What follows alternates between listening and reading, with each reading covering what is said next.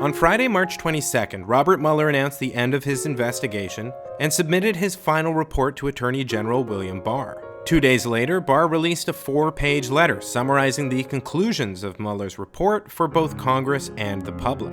Since then, we've seen no shortage of spin on the subject of the investigation's conclusions, so in an effort to provide clarity, in this video I will point out some of the clear partisan spin you might encounter surrounding the report, and try to explain as clearly as possible from what is publicly known what's in the Mueller report.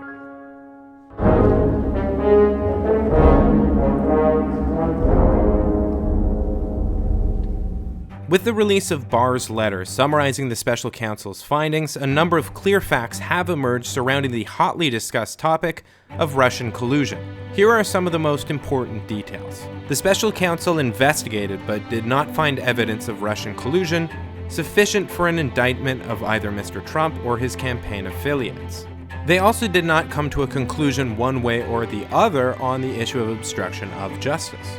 William Barr and Rod Rosenstein decided not to prosecute Trump for obstruction, and they made this determination outside of the constitutional considerations about whether a sitting president may or may not be indicted on criminal charges.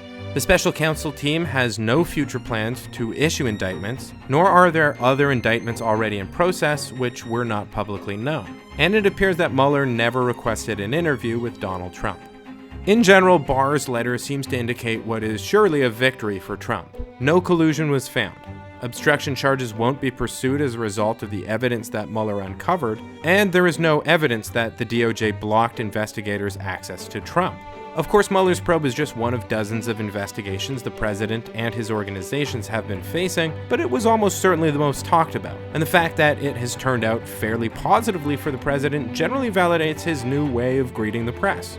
No collusion, no collusion. Still, while Barr's letter laid out a number of key conclusions, we are presently seeing vastly different interpretations of these conclusions from Democrats and Republicans. For the remainder of this video, I will point out what I believe are some clear examples of bias or false statements, but first let me reiterate my personal views on subjects pertaining to this so that you know where my potential bias is coming from.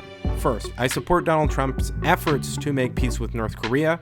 I support his plan to withdraw from Syria. I agree with his opposition to NAFTA and TPP, but in pretty much every other way, I am opposed to Donald Trump. I oppose his immigration policies, I oppose his tax cuts, and I consider him generally underqualified for the highest office in the land. Number 2, I would not like to see Mike Pence become president. Number 3, while the Russian hack of the DNC may well have violated US law, I believe the information it revealed to the public through WikiLeaks to be extremely valuable. Like the Chelsea Manning leaks and those of Edward Snowden, I believe there is a reasonable argument that any illegality involved may be counterbalanced by the public good of informing citizens about the operations of their public institutions. I believe that the DNC leaks indicated that the DNC internally supported Hillary Clinton's primary campaign, one chiefly contested by a campaign I supported, the 2016 Bernie Sanders campaign. Number 4, while I have been releasing politics videos quite regularly over the past few months, I have not made Mueller a central topic of discussion in any video prior to the one you are watching right now. I have not, prior to its release, projected or presumed any particular outcome of the investigation, and generally don't regard it as particularly important. Number 5, while I am not a member of any political party, I generally identify as a progressive or as a social democrat, and am therefore more ideologically aligned with Democrats than Republicans. So, take what you will from that. Now let's get into some of the spin I've observed, starting with the Democrats. Many Democrats have called for the release of the full Mueller report, which I view as perfectly acceptable. But some have taken it a step further. Kamala Harris, for example, tweeted, "The Mueller report needs to be made public. The underlying investigative materials should be handed over to Congress, and Barr must testify. That is what transparency looks like. A short letter from Trump's hand-picked Attorney General is not sufficient." The call to ask Barr to testify seems unnecessary if he hands over the full report to Congress. I'm all for transparency, and I certainly don't believe that politicians can be relied upon to be honest, but it seems to me that Harris is implying here that Barr lied in his letter or likely left out key information. Congressional Democratic leaders Chuck Schumer and Nancy Pelosi, in my view, have also impugned the credibility of Barr and his summary, pointing to bias. They also argued that his letter raises more questions than it answers. Indeed, Barr publicly defended Trump's firing of James Comey and claimed that two special counsel team members, Jenny Rhee and Bruce Orr, were conflicted. However, Barr's letter has very little evidence of spin. Some details contained are politically expedient for the president, while others are certainly not. As for raising more questions than it answers, that's only true about his letter insofar as it's true about just about anything. The fact is, Barr laid out plenty of new information. Congressional Democrats who imply that Barr's letter is deceitful may be making a political mistake. If he indeed releases the full report in the coming days or weeks or months, and no deception is found, the implication that he is bending the truth will very likely look like unfounded partisan attacks. Again, it's totally acceptable to call upon Barr to release the full report. Obviously, he should do that, but suggestions that he's twisted the contents of the report cannot be substantiated until that full report has been released.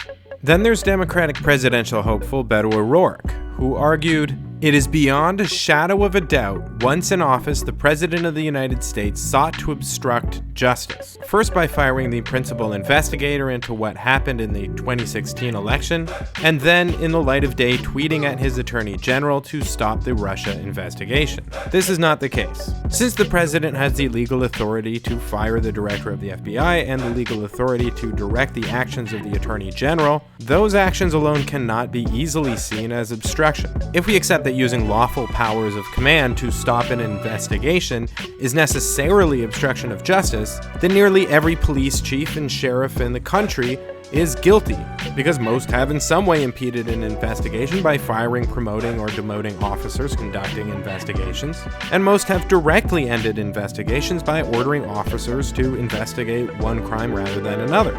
You can definitively say that Trump was behaving sketchily or stupidly, or both, when he made those orders, but the minimum standard for obstruction is to endeavor to influence, obstruct, or impede the due administration of justice. Trump's constant insistence that he thought the investigation was a witch hunt indicates that he believes the investigation was a waste of resources.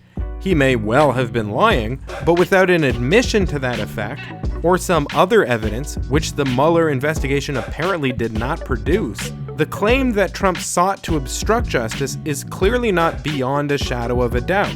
Also, little thing here, but legally there's no distinction between obstructing and seeking obstruction. I get the sense that Beto didn't read the law to which he was referring here, so Beto is presenting a problematic narrative. On the other hand, Trump's spin on the Mueller report rises to absurdity. Let's break down how many lies he made in the span of 30 seconds. It was a complete and total exoneration.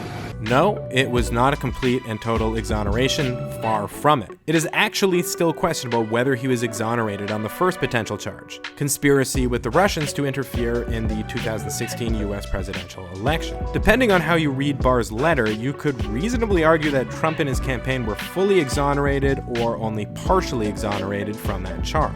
Barr explains that Mueller's team investigated disinformation campaigns and hacking operations conducted by Russian operatives. Trump and his campaign associates were investigated in connection to these actions. Quoting the Special Counsel's report, Barr wrote, "The investigation did not establish that members of the Trump campaign conspired or coordinated with the Russian government in its election interference activities." You could interpret this as a full exoneration in that they were investigated and a conspiracy was not established.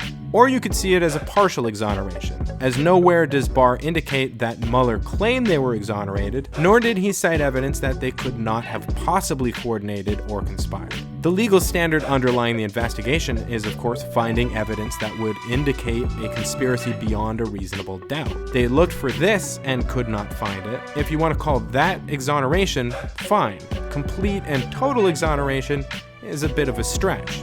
On the second potential charge, Trump's lie here is absolutely brazen. Barr's letter clearly states that the report includes arguments that favor indictment on obstruction of justice, as well as opposing arguments. Barr again quotes the report in his letter. While this report does not conclude that the president committed a crime, it also does not exonerate him.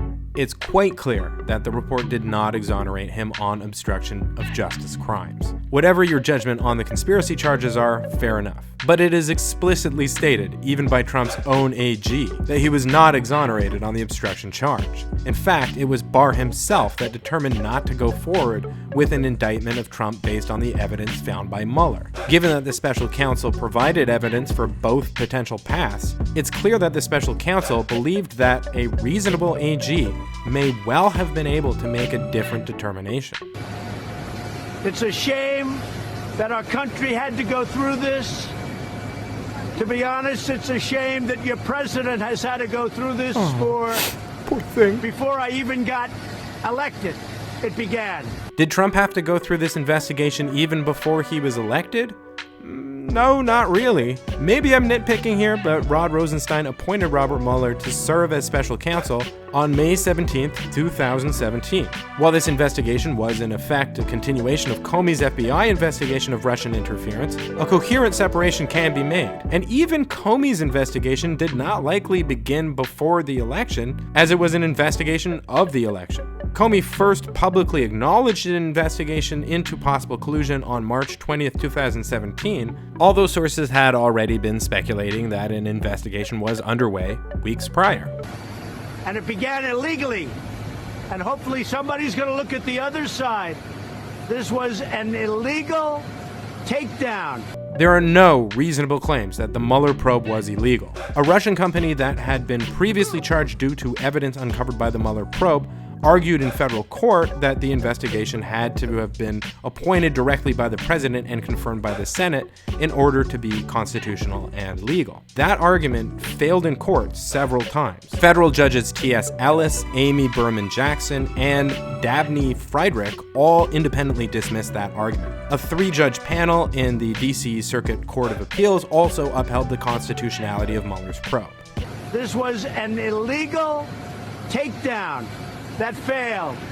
Well, if you believe that Mueller's probe was an illegal takedown, then sure, it failed. It failed to take down the president, and it failed to be illegal. But if you look at the actual purpose of the Mueller probe to investigate potential links or coordination with the Russian government and associates of the Trump campaign, and any matters arising from this investigation, and to, if necessary, prosecute crimes arising from these investigations, then Mueller's probe did not fail. He clearly did investigate these issues and did prosecute people who were found to commit crimes. Here are some of the indictments, charges, and guilty pleas stemming from the Mueller probe. But Trump is not the only person on the right spinning the meaning and context of the Mueller report. Ben Shapiro, in my view, accurately pointed out in a recent appearance on Fox News that Democrats ought not imply that Barr is being less than forthright in his summary. But Shapiro also went beyond reasonable criticism to claim that Democrats have been promising that the Mueller investigation would somehow lead to an end of Trump's presidency. After Democrats overpromised for years on end that there would be hard evidence that President Trump skewed the election with the help of Vladimir Putin, that's going to blow back on them. I mean, you promise your base that you're going to get President Trump out of office and have him frog marched like the Krasenstein brothers, and things are going to go wrong for you when that turns out not to be true. That's absolute nonsense. That's a straw man. Now, you could reasonably argue that there was too much coverage of the special counsel's probe on CNN and MSNBC, creating an implied false promise about what Mueller might uncover. But there was no explicit promise made, certainly not by actual Democratic officials. Very recently, in fact, Nancy Pelosi disappointed many Trump opponents by directly and unequivocally opposing impeachment under any circumstances. Saying in an interview with the Washington Post, quote, "I'm not for impeachment. This is news. I'm going to give you some news right now because I haven't said this to any press person before. But since you asked, I've been thinking about this, impeachment is so divisive to the country that unless there's something so compelling and overwhelming and bipartisan, I don't think we should go down that path because it divides the country and of the president. He's just not worth it." To argue that Pelosi and therefore Democratic leadership was promising that the Mueller probe would lead to Trump's removal from office then is not only not true, the exact opposite is the case. Pelosi didn't just not promise that the probe would lead to Trump's impeachment, she took the possibility of impeachment off the table. Even those in the House who disagree with Pelosi's stand and have argued for impeachment have been careful to separate the issue of impeachment away from Mueller's report. As Rashida Tlaib and John Bonifaz wrote in the Detroit Free Press, the framers distinguished the impeachment power from the power of a criminal prosecution. While Congress has the impeachment power to prevent future harm to our government, prosecutors have the power to seek punishment for those who commit crimes. But it is not Mueller's role to determine whether the president has committed impeachable offenses. That is the responsibility of the U.S. Congress. Facts don't care about your feelings. What I've talked about so far is just the spin we've seen from a 4-page summary provided by the Attorney General. Be on the lookout for much, much more once the full report sees the light of day. But until that time, we still don't have a full and thorough answer to this question.